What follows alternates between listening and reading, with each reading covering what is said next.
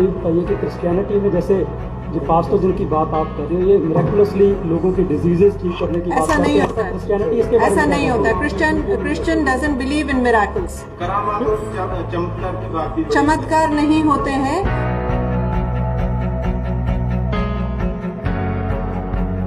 तो पहले समझते हैं कि मिरेकल्स क्या है। मिरेकल एक एक्ट ऑफ गॉड है। परमेश्वर एक एक्ट करता है स्पेस टाइम के अंदर एक एक्ट करता है उसके खुद के विल को एकम्प्लिश करने के लिए। ठीक है, तो ये इसके by definition miracle is by definition is act of God for a short period of time to accomplish his purpose. ये बहुत छोटे समय के लिए होता है और वो एकम्प्लिश करने के लिए, इसको बार बार दोहराया नहीं जाता देखने के लिए एक चीज को। ठीक है, इसका पर्पस क्या है देखते हैं। देखिए, जब भी मिरेकल बाइबल में लिखा हुआ है, जैसे कि हम क्रिश्चियन वर्ल्ड व्यू को डिफेंड करते हैं और उसके बारे में बताते हैं, तो बाइबल में जितने भी मिरेकल्स हुए हैं उसका एक ही पर्पस था कि गॉड को मैसेज को कंफर्म करने के लिए।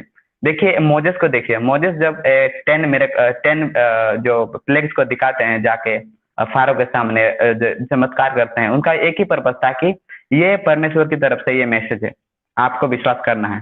ठीक है, तो ये पर्पस था कि गॉड के मैसेज को कंफर्म करने के लिए मिरेकल्स किया जाता था उस समय में बहुत सारा। और यीशु मसीह भी बहुत सारे चमत्कार किए, चिन्ह किए, अपने वो ज्यूइश लोगों के पास वो किए। देखिए, वो प्रूव करने के लिए कोशिश कर रहे थे कि वो परमेश्वर के पुत्र है, और जो वो बोल रहे थे वो परमेश्वर की तरफ से बोल रहे थे और उनकी अथॉरिटी में बोल रहे थे।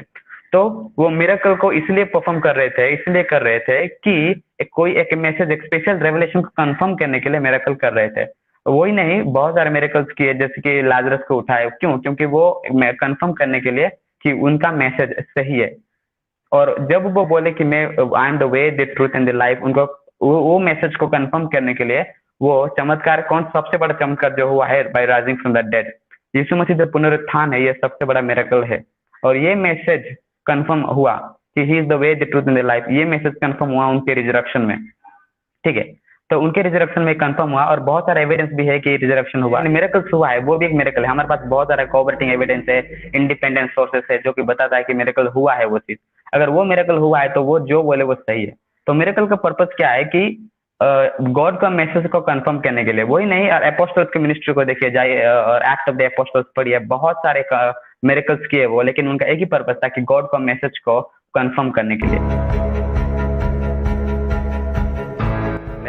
बहुत सारा फॉल्स प्रोफेट आज भी मिरेकल्स करते हैं और कहते हैं कि ये मिरेकल्स हुआ है, और बहुत सारे अदर रिलीजन्स वाले भी कहते हैं कि वी हैव डन मिरेकल्स, तो वी हैव द ट्रूथ।